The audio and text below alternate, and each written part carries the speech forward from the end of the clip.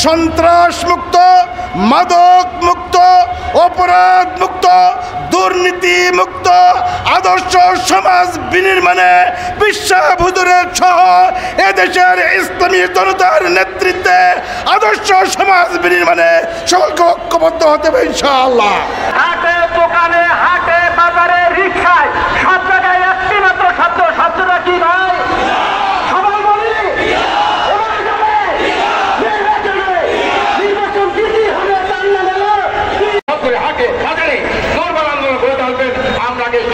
শাসন সন্ত্রাস মাদক মুক্ত, এটি সুখী সমৃদ্ধ কল্যাণ রাষ্ট্র প্রতিষ্ঠার রূপকার, ভারত আধিপত্যবাদ মুক্ত একটি স্বাধীন সার্বভৌম রাষ্ট্র প্রতিষ্ঠার অগ্রনায়ক ইসলামী আন্দোলন বাংলাদেশের সংগ্রামী আমির প্রতিষ্ঠা করতে চাই। আল্লাহ আমাদের সবাইকে তৌফিক দান করুন। আমিন। সবাই বলেছি জুলাই সনদকে আইনি ভিত্তি দিতে হবে। একটি বড় দল বলছেন সংবিধানের সংশোধন আইনি ভিত্তি দেওয়ার এই কাজগুলো এখন হবে না, নির্বাচনের পরে যে পার্লামেন্ট আসবে তারাই এসে নাকি সেই কাজগুলো করবে। তাহলে জাতির প্রশ্ন, কেন এই সময় নষ্ট করে 2 মাস ধরে জুলাই সনদের জন্য সময় খরচ করলেন? প্রিয় ভাইয়ের আমার, আপনারা জানেন 53 বছর হয়ে গেছে, 54 বছর স্বাধীনতার বয়স হয়েছে। এই শ্যামপুর কদমতলী ঢাকা চাইরে প্রত্যেকটা দল, আওয়ামী লীগ, বিএনপি, জাতীয় পার্টি, তারা এমপি ছিল কি ছিল না? তারা কোনো উন্নয়ন করছে কি? এখান থেকে মাদক গেছে, রাস্তাঘাটে উন্নত হয়েছে, শিক্ষা প্রতিষ্ঠান, বিশ্ববিদ্যালয়, কলেজ, মেডিকেল কলেজ আছে, শ্যামপুর কদমতলী আছে।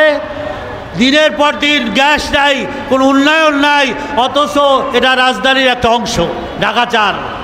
এগুলা যারা এমপি ছিল তারা কি করছে? সব পকেট ভারী করছে নাকি? সব চুরি করছে, লুট তরাজ করছে। আবার এই চাঁদাবাজ, লুট তরাজকারী, সন্ত্রাসী, ধর্ষণকারী তারা আবার ক্ষমতা আসুক, এটাকে আপনার শ্যামপুর কদমতলীবাসী চাই কিনা বলেন?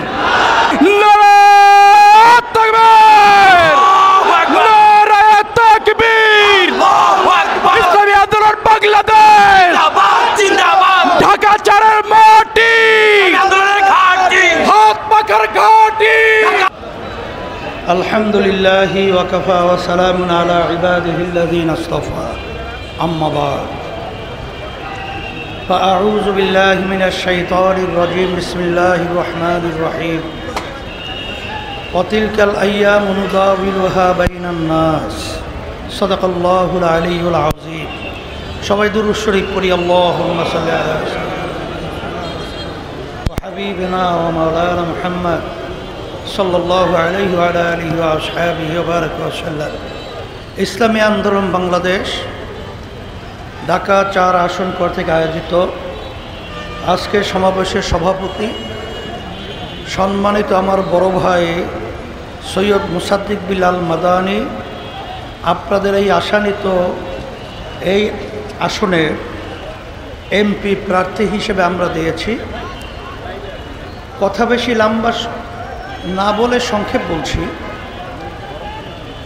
রাজনীতি যারা আমরা করি, প্রত্যেকটা রাজনীতি দলের কিন্তু একটা লক্ষ্য উদ্দেশ্য, সেটা হলো বাংলাদেশ এবং বাংলাদেশের কল্যাণ।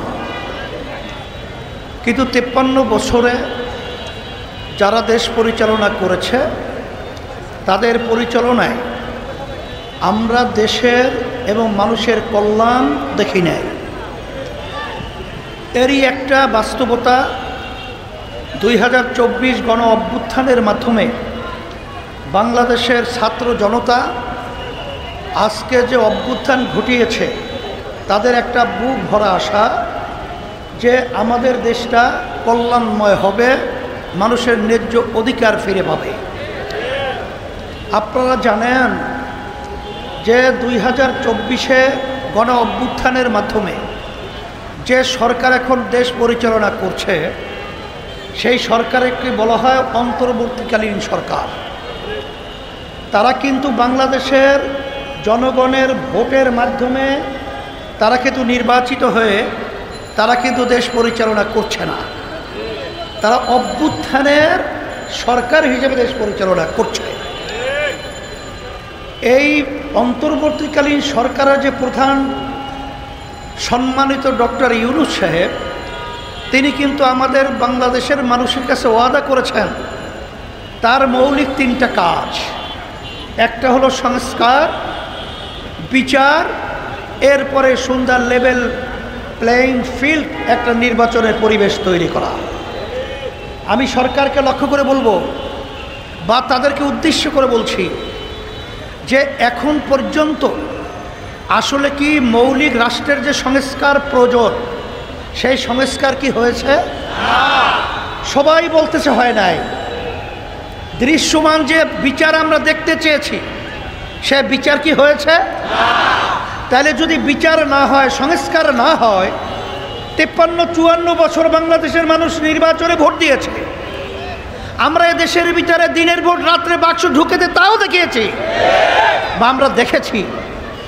নতুনভাবে আবার এই নির্বাচনের মাধ্যমে আবার আমাদের দেশের মধ্যে দেশের মানুষকে আপনি কি মেসেজ দিতে চান? আবার সেই স্বৈরাচার আসবে, আবার সেই চাঁদাবাজ আসবে, আবার সেই মায়ের কোলগুলো খালি হবে, আবার আমাদের বাংলাদেশের সন্তানগুলো এতিম হবে, আবার বাংলাদেশের মানুষগুলো পঙ্গু হবে, আমাদের দেশের টাকা বিদেশে পাচার হবে, আয়নাগার তৈরি হবে, পিলখানে হত্যা হবে। এটা বাংলাদেশের মানুষ আমরা দেখতে চাই না। পরিবর্তন করতে হবে, সংস্কার করতে হবে। এই জন্যই আপনারা যে যা বলেন, আমরা কিন্তু রাজনীতি করি দেশের কল্যাণের জন্যে, মানুষের কল্যাণের জন্যে। ইসলামী আন্দোলন বাংলাদেশ 1987 সালে প্রতিষ্ঠিত হয়েছে। অদ্যাবধি পর্যন্ত আমাদের একটা এমপিও কিন্তু সংসদে যায় নাই। সুযোগ কিন্তু বহুত ছিল, কিন্তু আমরা ওই খুনিদের, চাঁদাবাজদের, দুর্নীতিবাজদের এবং গুমকারীদের ক্ষমতায় যাওয়ার সহযোগী হই নাই, সিঁড়ি হিসাবে ব্যবহৃত হই নাই, সামনে আল্লাহর রহমতে হব না। সেই হিসাবে পরিষ্কার বলছি, যারা নাকি বর্তমানে সংস্কারের ব্যাপারে গড়িমসি করছেন, যারা রাষ্ট্রীয় সংস্কারের ব্যাপারে গড়িমসি করছেন, বিচার যেন সুন্দরভাবে দৃশ্যমান না হয়। এ কাদের স্লোগান কারা চায়? এটা কিন্তু বাংলাদেশের মানুষ বোঝে। এটা কিন্তু আমাদের পাশের রাষ্ট্র ভারত চায় না। আর আপনাদেরও কিন্তু কার্যক্রম সেরকমই আমরা লক্ষ্য করেছি। এটা বাংলাদেশের মানুষ বুঝে ফেলেছে। এখন আপনারা এই যে জুলাই সনদের আইনি ভিত্তি, সেখানে আপনি বিভিন্ন জায়গায় মৌলিক সংস্কারে নোট অফ ডিসেন্ট দিয়ে রেখেছেন। সরকার গঠন করার পরে 2 বছরের ভিতরে পাশ করবেন। অন্ধকে হাইকোর্ট দেখিয়ে লাভ নাই। এখন হাইকোর্ট কিন্তু আমরা সবাই চিনি। পিয়ার বলে আপনারা বুঝেনই না, খায় না, মাথায় দেয়। আর আপনারা জুলাই এই যে গণ অভ্যুত্থান হয়েছে, এই চেতনাও আসলে আপনারা বুঝতে পারেন নাই। যদি বুঝতেনই তাহলে এইরকমভাবে ঢাবি জাবিতে আপনাদেরকে বাংলাদেশের মধ্যে যে অপমানজনক কলঙ্ক রচিত হয়েছে, সামনে নির্বাচনেও বাংলাদেশের মানুষ আপনাকে কলঙ্ক রচনা করবে। বাংলাদেশের ভিতরে আপনার মাথা থেকে দাঁড়াতে পারবেন না। এখনো বোঝার চেষ্টা করেন, এখনো বোঝার চেষ্টা করেন। আপনাদেরকে আমরা খারাপ জানছি না, খারাপ বলছি না, কিন্তু দেশপ্রেমিক হন, মানব প্রেমিক হন, দেশকে গঠন করেন। দিল্লিতে বৃষ্টি পড়লে বাংলাদেশের সাথী ধরবেন, এই ধরনের আচরণ বাংলাদেশের মানুষ মেনে নেবে না। এটা কোনোদিন হতে পারে না, হতে দেওয়া যাবে না। এই জন্য আমি সকল কথা আহ্বান জানাচ্ছি এই পট পরিবর্তনের জন্যে। আমরা পরিষ্কারভাবে বলেছি, জুলাইয়ের সনদ আইনি ভিত্তি নির্বাচনের আগেই দিতে হবে।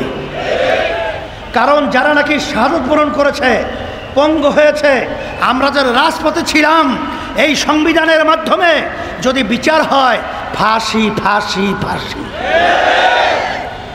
কথাটা বুঝেন নাই?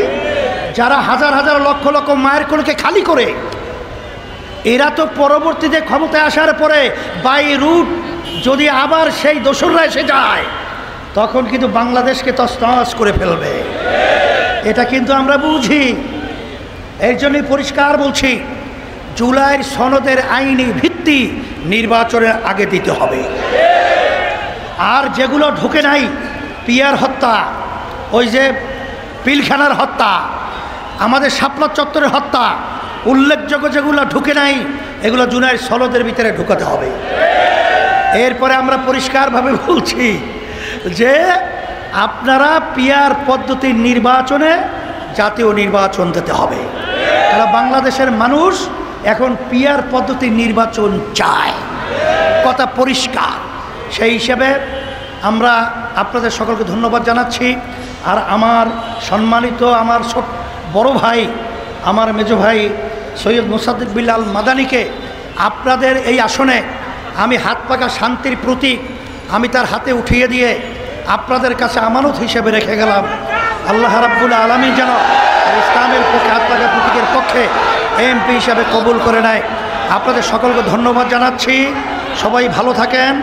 আমরাও দোয়া চাই, দোয়া করি আল্লাহ সবাইকে যেন একত্রিত হয়ে এই সুন্দর দেশ গঠন করার আল্লাহ প্রক্রিয়া ওরা পরে করি।